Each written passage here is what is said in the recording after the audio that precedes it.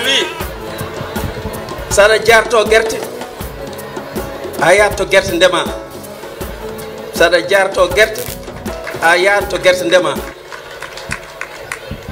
haade noon en jetti jomiraɗo maître Moussa Bocar Thiam le président Macky Sall jogue makko hoolare waɗimo agent judiciaire de l'état c'est ndewade makko ko hasitagal. J'assume les critiques que j'avais formulées à l'endroit de maître Moussa Bocar Thiam. Autant j'assume Ligdade et maître Moussa Bocar Thiam parce que je sais, avec sa proximité avec le président de la République, son excellence Macky Sall, avec l'équipe qui l'entoure, Benno Bokk Yakaar de Ourossogui, Ourossogui sera dans de bonnes mains. Donc là aussi, je n'ai de leçons à recevoir de personne. Il faut que ce soit clair. Je n'ai de leçons à recevoir de personne, sinon aux membres de Djiké Bamtare. Et alhamdoulilah, l'écrasante majorité. Vive Dynamique Benno Bokk Yakaar de Ourossogui. Monsieur le maire de la commune de Ourossogui, Monsieur Maître Moussa Bocar Thiam, coordonnateur de la coalition Dynamique Benno Bokk Yakaar. Chers camarades membres de la coalition Benno Bokk Yakaar, distingués invités, chers camarades de l'APR de Benno Bokk Yakaar, chère population de Ourossogui, je vous dis bonsoir. C'est avec un énorme plaisir que nous nous retrouvons aujourd'hui au niveau du stade municipal de Ourossogui pour ce grand méga meeting, une première dans l'histoire politique de Ourossogui. Mais également cela ne surprend pas parce que pour la première fois également nous avons une coalition aussi grande, aussi diversifiée, composée des gens compétents, des gens dynamiques, de jeunes cadres pétris de qualité, des politiciens aguerris, des conseillers municipaux avec une expérience jamais égalée. Monsieur le Président de la République, son Excellence Macky Sall, Président de Benno Bokk Yakaar, nous vous remercions pour le choix porté sur Benno Bokk Yakaar et sur le maire de Ourossogui Moussa Bocar Thiam. holko saabi hande ko woni ɗo ko fof jaɓi wadde porter la candidature de maître Moussa Bocar Thiam. eɗen gondi hande o holko Allah hokkimo holto yehi haw yetti so tontama seeɗa tan o yettoto to foti yettade. donc noon hande en nandi wonde caggal makko ngam ɓamtude Ourossogui e kala fannuji ko ɗum ummino en sabu ɗum enen fof ko wonɗo ko yimɓe développement e wadde magnifié golle ɗe ɓuɗɗi wadde ɗe woni wadde financé les femmes de Ourossogui, les jeunes de Ourossogui, les Jakarta man minen komi yimɓe développement mami gon caggal makko min liggo ha Ourossogui waɗa développé Ourossogui ɓeyɗo wonde au cœur du Fouta. bandiraɓe Allah jarama on jarama, merci beaucoup. assalamu aleykum bandiraɓe Ourossogui naaɓe, assalamu aleykum yiɓɓe Moussa Bocar. hande woni ñalawma weltare mawde ha to en mbawa andu to haaɗi, saabu Ourossogui naaɓe paami wonde ko sohlorno ko kañum dañaɗo hande woni dental autour de Moussa Bocar Thiam, parce que en réalité c'est lui qui assure, c'est lui qui rassure, et le développement de Ourossogui est entre ses mains. o fuɗɗima hollude ɗum te eɗen mbimo deuxième mandat ɓurata moƴƴude inchallah so Allah jaaɓi. Le PS a choisi Moussa Bocar Thiam à Ourossogui parce que aussi c'est un choix logique, c'est un choix justifié et c'est un choix vraiment justifiable. hande Ourossogui naaɓe mbi kala ko cohlorno e batte manque bakke dañde promotion au niveau du sommet fuɗɗuke makko, eɗen ñaagui Allah yo ɗum ɓurɗo ha goɗɗum ara. bandiraɓe combat o noon ene wayno gasini, so tawi en jokki golle en paami wonde haymo gara men hande ɓe yo gar les personnes ouvertes pour Ourossogui, comme un seul homme sera debout vraiment pour un développement durable, debout pour soutenir Moussa Bocar au sommet. Merci beaucoup. Merci neveu. Assalamu alaikum Moussa Bocar Thiam. Assalamu alaikum le coordonnateur départemental Farba Ngom.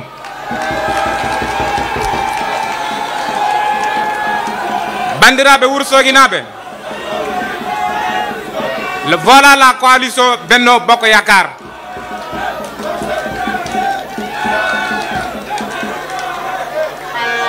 bandiraɓe ay gongo ko ɗo woni, voilà les intellectuels, voilà les cadres, voilà les hommes de demain, voilà la jeunesse de demain. Moussa Bocar, vous êtes l'avenir de la ville, on a confiance à vous. manala Moussa bul ragal, y a rien en face, fonce Moussa, nous sommes derrière toi, on vous soutient, on vous accompagne Moussa. Vous êtes le candidat de Benno Bokk Yakaar Moussa, vous êtes le candidat de Macky Sall, c'est moi qui le dis. Moussa, le futur maire de Ourossogui. Merci beaucoup. mi salmini on goto fof inde mum e yettode mum, ko adi fof eɗen calmina eɗen ñaago duwaw ceerno Aliou Thiam mo ganduɗa hande kanum woni guide men, kanum woni jinnaɗo men. eɗen gandi ko woni ɗo ko fof alhamdulillahi rabbil alamina, caggal Allah e nelaɗo mum ko kanko. eɗen jetta ceerno Aliou Thiam, so ɗum ɓenni eɗen jetta maire de la commune de Ourossogui, agent judiciaire de l'État, maître Moussa Bocar Thiam. eɗen jetta aussi la coalition kalten noon hande koye inde mawnen Abouba mo ganduɗa Saydou Kellel haali joni, wi ko miñi ko ene sanki omo yehi Dakar omo fonno tawede, o wi en noon en tant que miñiraɗo yen gar kalene inde makko, kono enen fof eɗen gandi min kewnomi ko wadde représenter le maire maître Moussa Bocar Thiam dans les cérémonies pareilles, kono noon hoore waɗɗani dande ko gotum. donc wiide on tan kanko Abouba o wi vraiment o weltima e oɗo coalition. enen fof eɗen gandi Abouba kanum woni PDG de Afrique Ascenseur, ko neɗɗo mo ganduɗa aussi c'est un homme de développement ko neɗɗo mo ganduɗa aussi ko keptinaɗo e Wourossogui ko jontaɗo e Wourossogui so ari kanko waɗi choisir hande vraiment coalition mo maître Moussa Bocar ardi c'est parce que eɗen gandi ko gonga woni ɗo eɗen jogui eɗen gandi doyen men Djiby Nalla nanɗo ko ingénieur kanumne wona neɗɗo caakan maître Sali Thiam mo ganduɗa oɗo coalition ko chance joguiɗen parce que on a 2 avocats dans une coalition donc ɗum ɗo wona caakan eɗen gandi aussi eɗen jogui ɗo vraiment yimɓe ɓe ganduɗa ko responsable uji mawɗi donc bandiraɓe ko wiide on tan Abouba weltima o wi on omo caggal Allah omo caggal oɗo coalition Allah jarama on jarama merci beaucoup.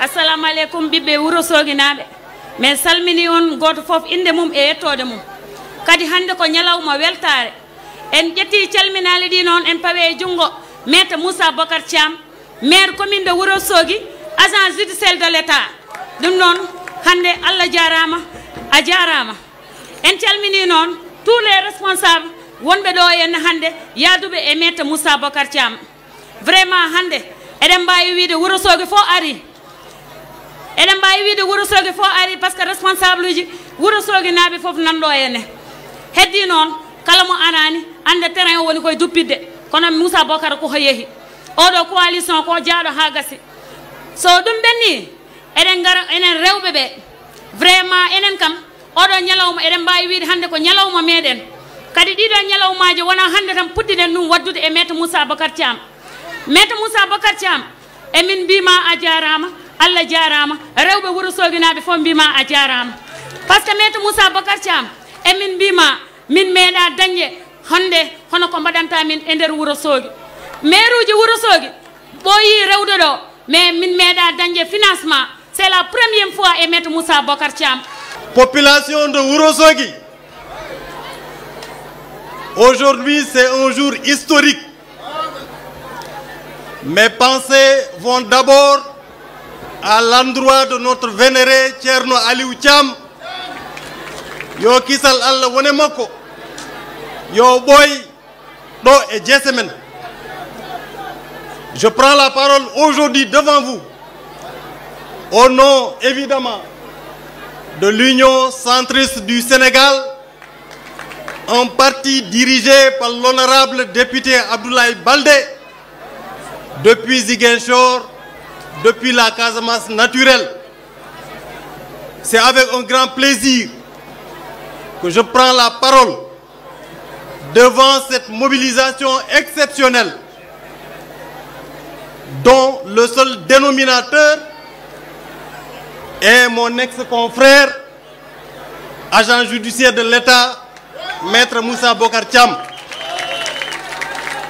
On a dit tout à l'heure que ce n'est plus une dynamique, mais c'est tout simplement Benno Bokk Yakaar avec l'APR, avec l'UCS, avec le Parti Socialiste, avec Model, avec Djiké Bamtare, avec toute la population de Wourossogui qui a décidé que le seul maître à bord aujourd'hui, ce n'est personne d'autre que maître Moussa Bocar Thiam. Pour une raison très simple. Nous cherchions un leader, nous cherchions un leadership départemental, régional, national. Nous avons aujourd'hui trouvé en la personne de maître Moussa Bocar Thiam. Je me présente, Code Wuri Ndiaye, représentante jeunesse Moussa Bocar Thiam, le maire de Wourossogui, l'agent judiciaire de l'État, le fidèle ami et compagnon du président de la République. Monsieur le maire, je vous adresse mes chaleureuses salutations plutôt. À vous, cette jeunesse de Wourossogui, vivement les femmes, Gatché Ngalama. Quand je vois cette foulée de monde, je Alhamdulillah. Alhamdulillah 3 fois, pourquoi? Parce que maire Badono, monsieur le maire, l'agent judiciaire de l'État, maître Moussa Bocar Thiam, c'est une bénédiction. Le député Farmangom Malam, itama yewende e nder oɗo département par ce que o dañi leader hono makko ngandon hande gure Fouta garɗuɗo fof tawton ɗo addiɓe ɗo ko maître Moussa Bocar Thiam par ce que noon waye mon ni ko noon waye amen donc Moussa Bocar Thiam e mine caggal ma ganda hannde a wonama Wourossogui kamo département de Matam jokkugal ma e mine caggal ma assalamu aleykum on jarama.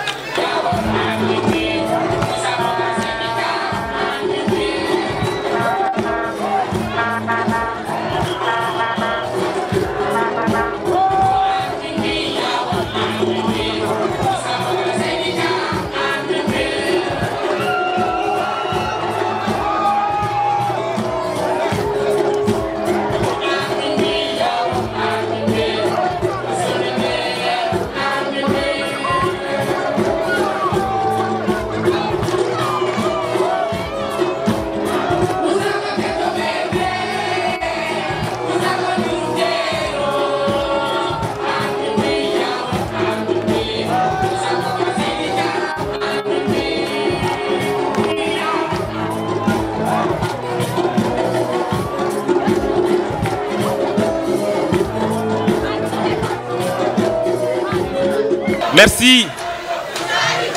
Merci. Merci.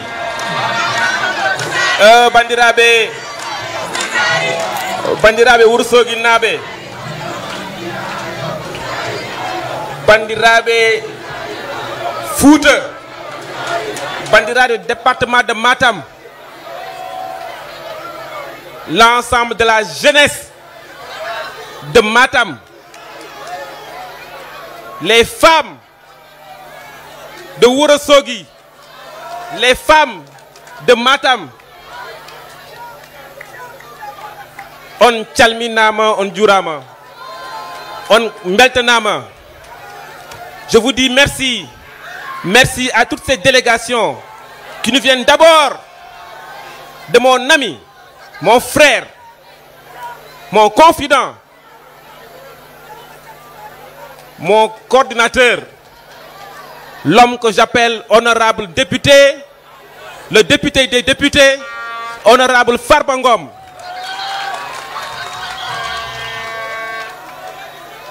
Je dirais que si Matam aujourd'hui est devenue ce qu'elle est politiquement, c'est grâce à l'action, au dévouement de l'honorable député Farba Ngom.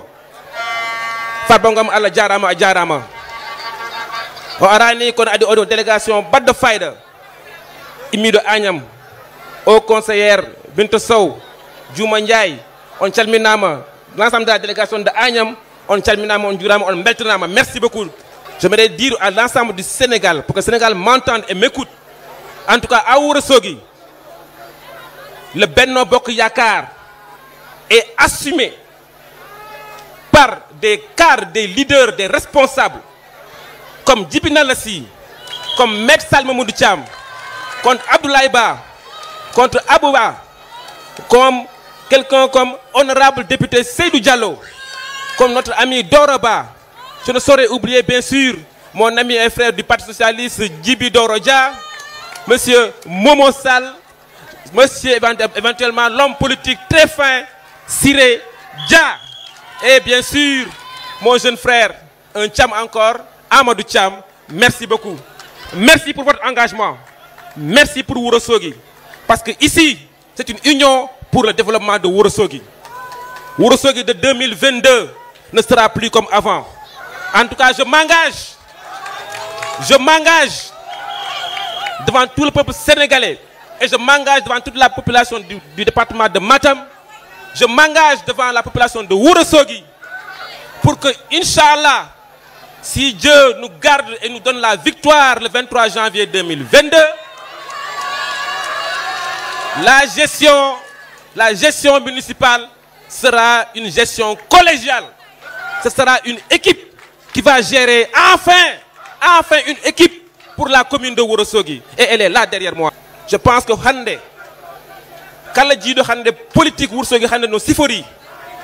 Andi Hankane, la jeunesse aujourd'hui a compris. Jeunesse Wourossogui, famille Hankadine, min tampi et hare, min tampi et division. On veut l'union. On ne veut pas de la division. Donc aujourd'hui, la jeunesse, les femmes de Wourossogui, les femmes de Ourossogui ont décidé de l'union derrière le Benno Bokk Yakaar pour l'intérêt de la commune, pour l'intérêt du département et pour l'intérêt de la région. C'est pourquoi, d'ailleurs, aujourd'hui, dans le cadre de nos activités, nous avons aujourd'hui lancé pour Ourossogui ce que vous voyez à votre droite, le fameux GIE Labal Ourossogui qui s'occupera enfin de la gestion des déchets ici à Ourossogui. Nous n'avons pas besoin de bilan. Quiconque qui vient à Ourossogui constatera de visu que la ville a changé. Ourossogui a changé de visage de 2014 à 2021. Je dirais, vous voyez l'éclairage public, les lampadaires solaires, vous voyez l'état civil de la mairie, vous voyez à l'entrée de Ourossogui, aujourd'hui vous pouvez voir que c'est écrit Ourossogui, une ville où en 6 mois, nous avons eu 3 forages en 6 mois. Une ville où nous avons une caserne de sapeurs-pompiers en construction, nous avons une ENO en construction, nous avons un grand marché aux poissons en construction et surtout, nous avons 2 choses. Un aéroport de 14 milliards, un hôpital de 22 milliards et des routes actuellement en train d'être bitumées dans Ourossogui. Merci, Monsieur le Président Macky Sall. Macky Sall na yidi Ourossogui, Macky Sall na yidi Fouta, Macky Sall na yidi Sénégal. En tout cas, je le rassure, au Fouta, à Matam, à Ourossogui, il n'y a pas de place pour l'opposition. Opposition à la do place. Parce que oui, Macky Sall. Oui, Benno Bokk Yakaar. Parce qu'aujourd'hui, vous avez un chèque de la BNDE de 200 millions de financement pour les femmes. Amen. Vous avez également un financement avec la collaboration de la BNDE toujours de 30 millions pour les jeunes de Ourossogui. Et pour soutenir nos jeunes de Jakarta Mayen, vous avez un petit chèque de 5 millions. Donc aujourd'hui, nous avons bandirabe matam nabe fof kedokam. Ku imina doko hande ma wade partout dans la région de Matam. Kala gardo do hande jabbade, kala gardo do hande hollirde effectivement ken sago woto, ken gotum. Ma yi hore ma inshallah. Te ngande, il y a plus de division dans le Fouta. Fouta à la frontière. Agnam, Ourossogui, Bakel, Agnam, Ourossogui, Matam, Ogo, Kanel, tout est pareil. Il faut qu'on foute un kobe. Donc, de la jeunesse, on n'a plus le temps de la division. Si vous avez président Macky Sall, vous avez une commune de Matam, vous avez une Welimi. Si vous avez une commune de Agnam, vous avez une Hani. Si vous avez une commune de Ogo, vous avez une Welimi. Donc, soyons tous unis derrière le président Macky Sall. Parce que Macky Sall a changé le Fouta. C'est la vérité. C'est la vérité. Donc, raison pour laquelle je ne parle pas sans voir Sambok Olofi. Parce que Ourossogui, c'est le Sénégal en miniature. Sambok Olofi bar et next de Kibi. Surtout, Sambok yi nga xamantene nak Touba mo len ñor. Manelen, ñu mbokk commerçant yi. Et là, j'en profite pour citer quelqu'un qui a dafa taxaw tay ji pour jàppale commerçant Ourossogui, pour jàppale le marché de Ourossogui. And ak sama ay jigen yu bax nak, je veux citer monsieur Moussa Sène sama turondo. Moussa Sène sama turondo and ak sama jigen yu bax, ñom Issa Faye, ñom Awa Ndiaye, ñom Ndey Njang, ñom ñep vraiment ma ngi leen di gërëm di leen sant sen taxaway. Suma joggé jongeen, jërëjëf, merci beaucoup. Je ne saurais oublier aussi les ouvriers de Ourossogui. Xamna né ñu bari bëgg ngeen am place bo leen nek. Là aussi xam leen né man je m'engage encore. Je m'engage. C'est vrai que mécanicien, ouvrier, niñ doon liggéeyee il y a 10 ans, 20 ans, mënutul nek. Mënutul nek parce que il faut que suñu dëkk yi am ben xar kanam yu bees. Té lawlu il faut que les maires am courage diko wax. Mais lépp lu ñuy def nañ ko def ci ay waxtaan, ci ay déggoo té inshallah ma nga di ñaan ngeen am ci man confiance. man duma def dara loo xamante ne da leen di lor mais dëkk bi dañ koy defaraat mu gën a rafet mais aussi la mairie a l'obligation de dugal leen fenn utal leen ay place loolu c'est une obligation et je m'engage